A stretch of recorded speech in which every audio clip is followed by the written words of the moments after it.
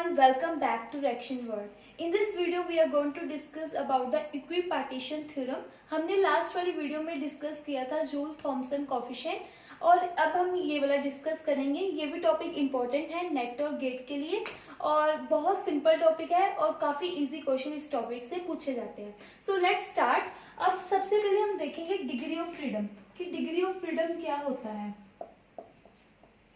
Degree of freedom होता है कोई भी गैस मॉलिक्यूल है उसको कितनी फ्रीडम है, वो कितनी तरह से मूवमेंट जो है वो कर सकता है, कितनी ट्रांजिशनल मूवमेंट कर सकता है, कितनी रोटेशनल मूवमेंट कर सकता है और कितनी वाइब्रेशन मूवमेंट कर सकता है. उसको कौन डिफाइन करता है? Degree of freedom. किसी भी मॉलिक्यूल की जो डिग्री ऑफ फ्रीडम है उस वो किस गिवन बाय 3n. ठीक है, कैसे दी जाती है? 3n is given by 3n. ठीक है. So degree of freedom involve three category, that is translational, ठीक है.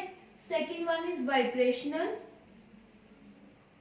and the third one is second one we will say rotational. हम वैसे भी लिख सकते हैं, वो प्रॉब्लम नहीं है, but still. Then vibrational. Okay. 3 degree of freedom, translational, rotational and vibrational. Okay.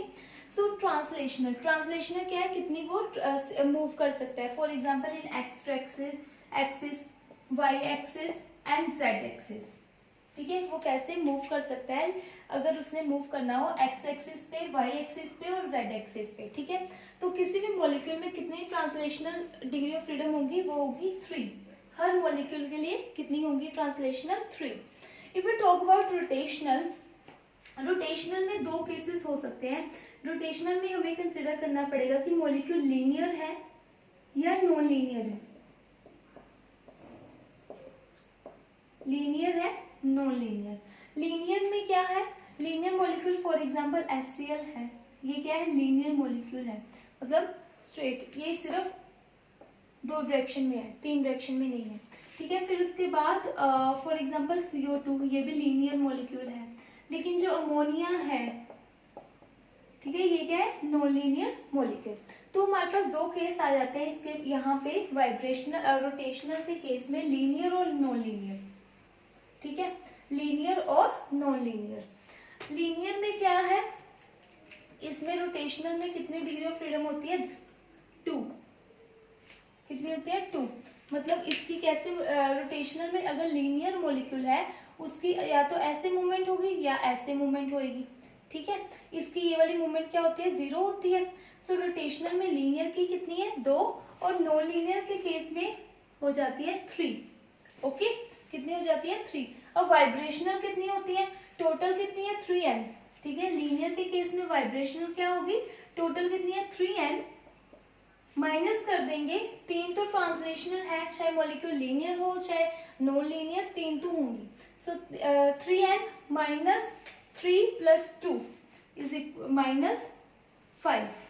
ठीक है. नॉन लीनियर के केस में क्या होगा? 3n minus 3 plus 3 6. 3n minus 6. Okay.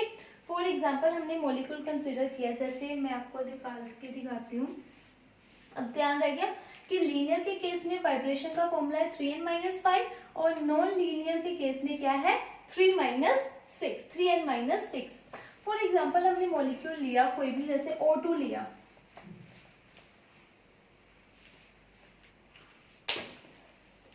हमने मॉलिक्यूल लिया O2. ओके. सो O2 में ट्रांसलेशनल ये क्या है? लीनियर. ठीक है.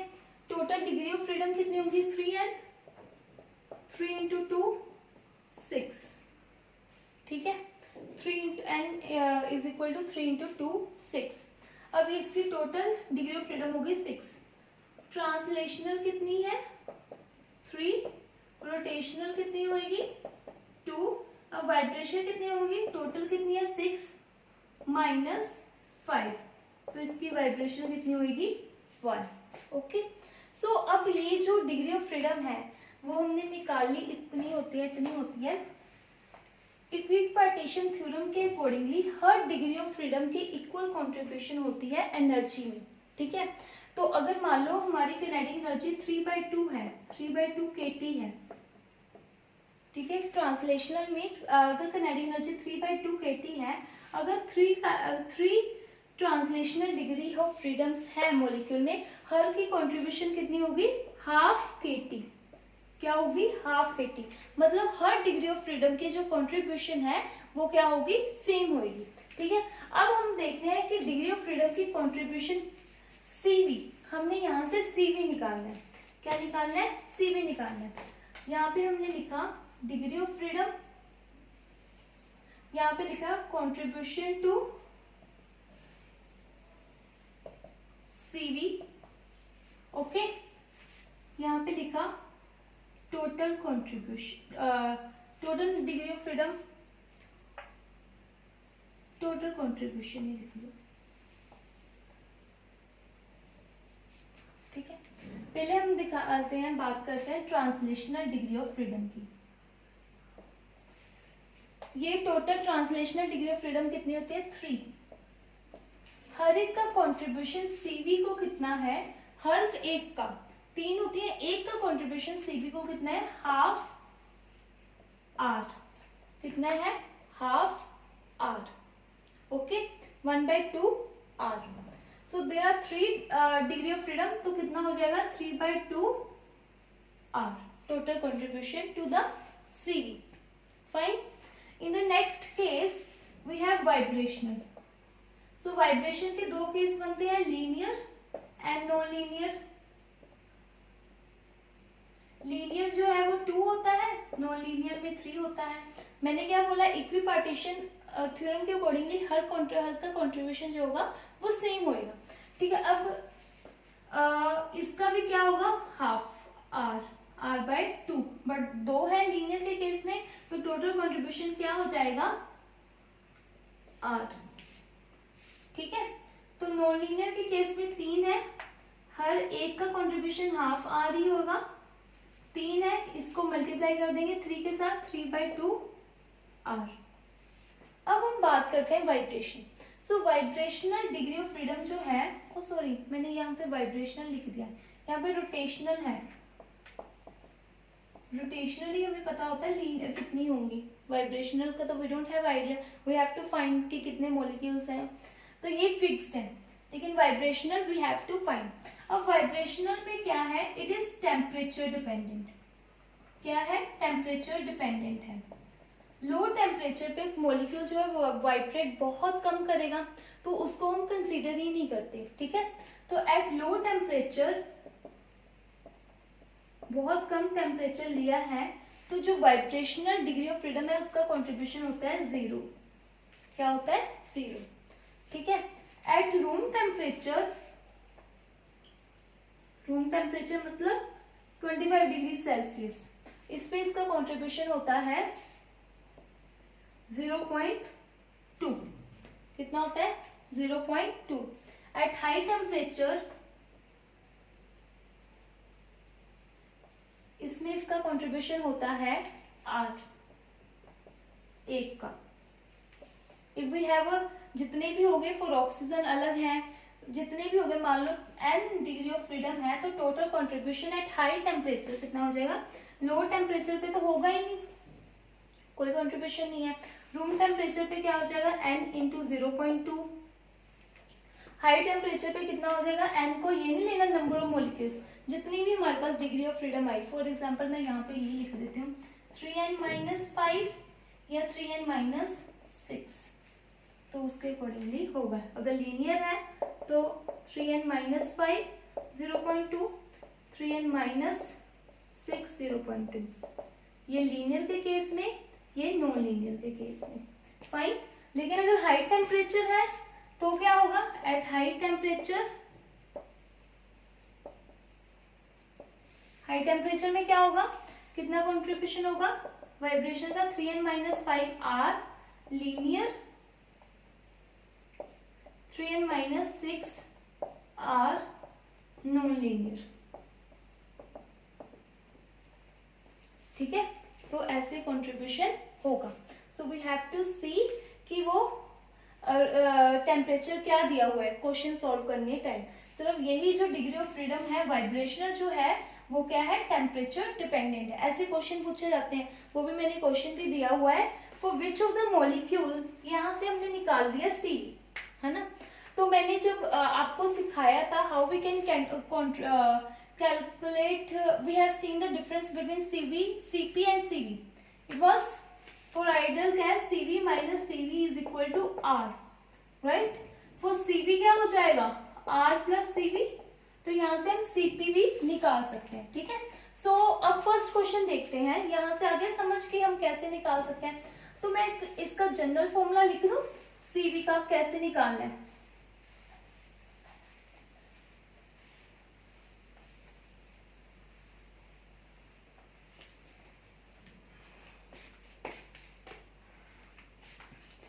अब मैं फॉर्मूला लिख रही हूँ एट हाई टेम्परेचर, CV का फॉर्मूला, जनरल फॉर्मूला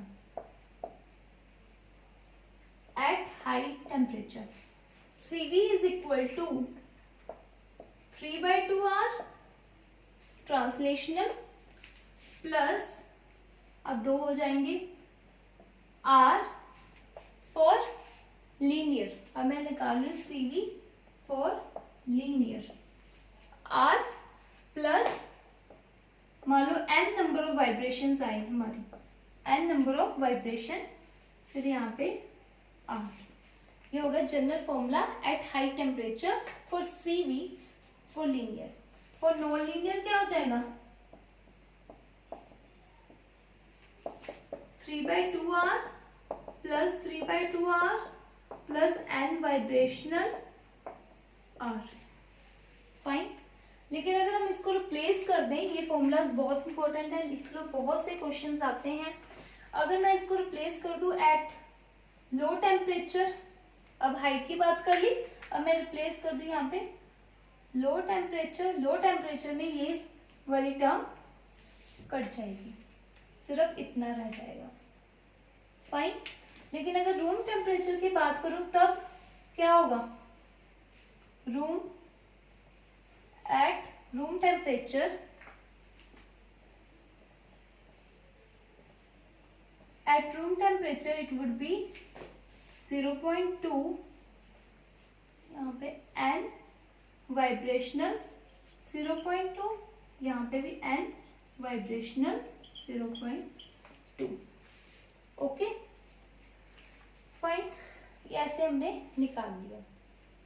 ये फॉर्मूलाज याद रखना, बहुत सिंपल फॉर्मूलाज हैं, बहुत काम आने वाले हैं।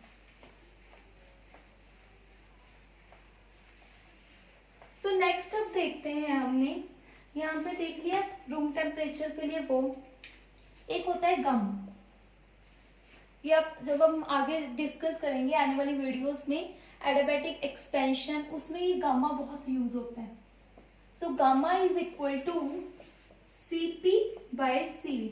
ये क्या था, हमने लास्ट वाली वीडियोस में डिस्कस किया, मैं CP/CV करी जा रही हूँ, ये है क्या। तो CP जो है मैंने अपनी वीडियोस में डिस्कस कर लिया, मैंने लिंक डिस्क्रिप्शन में दे दिया है सारे थर्मोडायनेमिक्स की प्लेलिस्ट का, ठीक है, तो वहां से देख सकते हो आप। वैसे मैं अभी आपके बता दूं, CP क्या है, हीट कैपेसिटी, हीट कैपेसिटी, ये भी हीट कैपेसिटी, लेकिन ये क्या है, एट कांस्टेंट प्रेशर,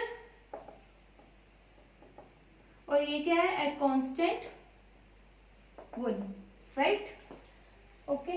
तो गामा जो होता है वो क्या होता है, इन दोनों का ratio, CP/CV, fine. So let's start with the question. हम किसी भी मॉलिक्यूल के लिए निकाल सकते हैं।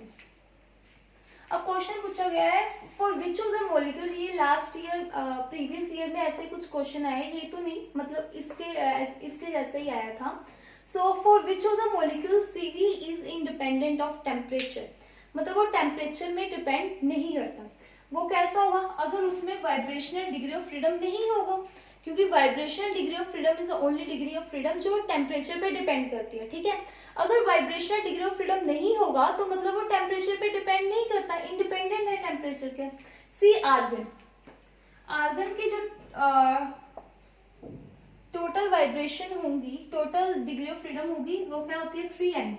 सो आर्गन में कितने मॉलिक्यूल्स हैं 1, 3 होगी, और 3 जो होती हैं ट्रांसलेशनल कितनी होती हैं 3 होगी। इसमें तो रोटेशन भी पॉसिबल नहीं है, मतलब सारी जो है वो ट्रांसलेशनल डिग्री ऑफ फ्रीडम है, ठीक है।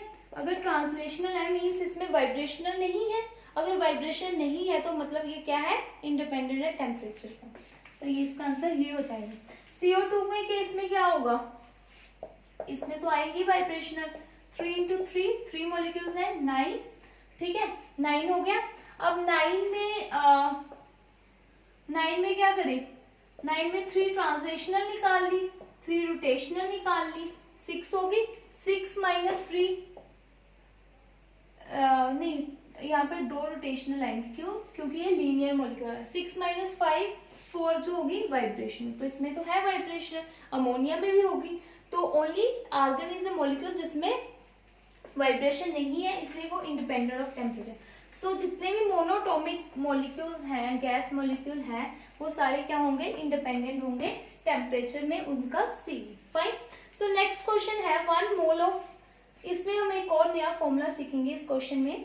सो पहले हम एक सिंपल सा क्वेश्चन कर लेते हैं। For example we can talk about ammonia की बात करनी है, इसमें हमने इसका CV निकालना है। सो CV का हमने फॉर्मूला देखा था 3/2R, इसमें वो कितनी है degree of freedoms 3 into 4 12, okay. तो CV का क्या फॉर्मूला था 3/2R ट्रांसलेशनल के लिए प्लस 3/2R रोटेशनल के लिए, कितनी कवर होगी 6 कवर होगी। वाइब्रेशन का क्या फॉर्मूला होता है 3n माइनस 6, 12 माइनस 6। अब वी हैव टू सी कि हमने लो टेम्परेचर पे निकालना है या हाई टेम्परेचर पे निकालना है। फॉर एग्जांपल मैं लो टेम्परेचर पे निकालूं तो मुझे ये नहीं करना, तो ये आ जाएगा CV, इसमें आ जाएगा CV जो आ जाएगा 3 आ जाएगा 3R। फाइन। CP क्या आ जाएगा, फॉर एग्जांपल हम इसको मान रहे हैं कि ये आइडियल गैस है, तो CP क्या आ जाएगा 3/2R plus R, sorry 3R plus R, तो वो आ जाएगा 4R। ऐसे हम निकाल सकते हैं CV and CP। Fine. So let's do this question second one, ये थोड़ा सा अलग है, इसमें हम नया फॉर्मूला सीखेंगे। इसमें क्या बोला गया है, the 1 mole of monoatomic and 2 mole of diatomic mix किए गए। अब इन हमने मिक्सचर का CP जो है वो calculate CP for the mixture, तो हमने मिक्सचर का CP निकालना है, वो कैसे निकालेंगे, मतलब हमें पहले हमने CV निकाल लेते हैं मोनोटॉमिक का। मोनोटॉमिक के लिए CV क्या होगा, मोनोटॉमिक है, टोटल डिग्री ऑफ फ्रीडम्स कितनी होंगी 3, तो CP क्या होगा, इसमें टोटल डिग्री ऑफ फ्रीडम 3 है, वो ट्रांसलेशनल ले जाएगा, तो CV क्या होगा 3/2R। फाइन। फॉर्मूला से डायटोमिक के लिए CV क्या होगा, डायटोमिक है, टोटल डिग्री ऑफ फ्रीडम कितनी होगी 6 है, ठीक है। डायटोमिक कौन सा है, अब हमें ये भी पता होना चाहिए लीनियर है या नॉन लीनियर है। फॉर एग्जांपल मैं यहाँ पे लीनियर कंसिडर कर रही हूँ, ठीक है, तो 3 into 2 6 है, इसमें से 3 ट्रांसलेशनल की होगी 3/2R इसका कंट्रीब्यूशन, प्लस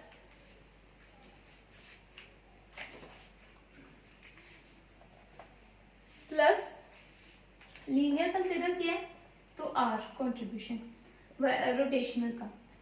और अब हमने फिर से टेम्परेचर का, मान लो टेम्परेचर अगेन हमने लो टेम्परेचर ही कंसिडर किया, so total degree of freedom for CV would be 2, 3, it would be 5R/2, ठीक है। फाइन। अब हमने इन दोनों का, अब हमें CP तो पता है कैसे निकाल सकते हैं CV प्लस R, राइट। अब हमने इन दोनों का मिक्सचर का CV निकालना है, तो CV ऑफ मिक्सचर इसका एक फॉर्मूला होता है, ये भी इंपॉर्टेंट फॉर्मूला है। तो CV for mixture is equal to इसका फॉर्मूला होता है N1 CV, N2 CV, CV1 CV2 by N1 plus N2। Fine. CV1 हम ले सकते हैं मोनोटोमिक का, उसके कितने ये होते हैं नंबर ऑफ मोल्स। ये क्या होते हैं number of moles. Fine. So N1 जो है वो क्या कर सकते हैं 1 मोल का। सो N1 हम मोनोटोमिक के लिए कंसिडर कर सकते हैं जो कि है 1। CV1 मोनोटोमिक के लिए क्या है 3/2 R प्लस N2 क्या कंसिडर कर सकते हैं 2 है ना, और CV2 क्या है 5/2 R divided by N1 plus N2। Fine. तो ये सारा किसके इक्वल आ जाएगा, यहाँ ये फॉर्मूला लिख लेना, नोट कर लेना, बहुत इंपॉर्टेंट फॉर्मूला है। तो यहाँ आ जाएगा 3/2 R plus 5R divided by 3। ये आ जाएगी CV की वैल्यू, इसको हम कैलकुलेट कर सकते हैं। ठीक है, तो ये आ गया CV मिक्सचर, हमें करना ही पड़ेगा।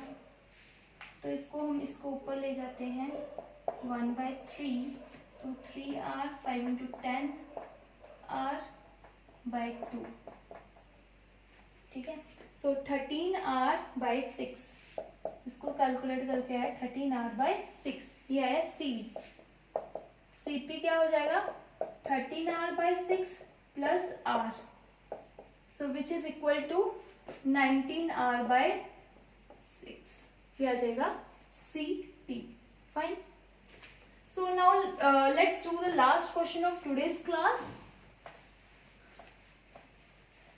So last question में क्या पूछा गया है गामा, क्या पूछा गया है गामा आइडियल गैस मेंशन किया गया है। Estimate gamma eight high temperature, they have mention high temperature. Fine. तो हीलियम सिंगल मॉलिक्यूल है, हमने निकाला था आर्गन के लिए, इसके लिए CV क्या होगा 3/2 R। फाइन। CP क्या होगा 5/2 R, सिंपली हमने इसमें R प्लस कर देना है, तो गामा क्या हो जाएगा 5/2 R बाय 3/2 R, R से R कट गया, 2 से 2 कट गया, 5/3 आ जाएगा। फाइन। अब नेक्स्ट जो है वो हमने निकालना है CH4 के लिए, वो भी हाई टेम्परेचर में, मतलब we have to consider the what vibrational वाला फैक्टर। ठीक है, सो CH4 पहले नंबर ऑफ मॉलिक्यूल्स कैलकुलेट कर ले। 4 + 5 5 15 है। CV का क्या फॉर्मूला होता है 3/2 R ट्रांस का, फिर ये क्या है नॉन लीनियर 3/2 R वाइब्रेशनल का, प्लस एक कितने number of degree of vibrational freedoms होंगी, वो होंगी टोटल है 4 + 5 5 × 15 6 निकल गई, 15 - 6 9 होंगी।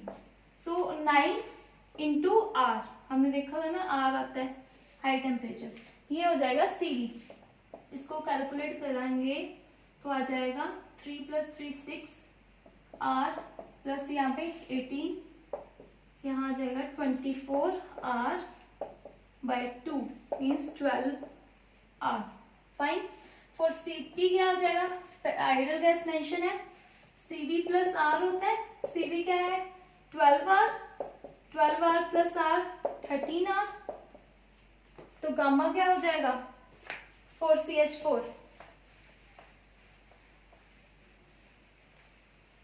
CP आया 13R, वो आया 12R, तो गामा हो जाएगा 13R/12R।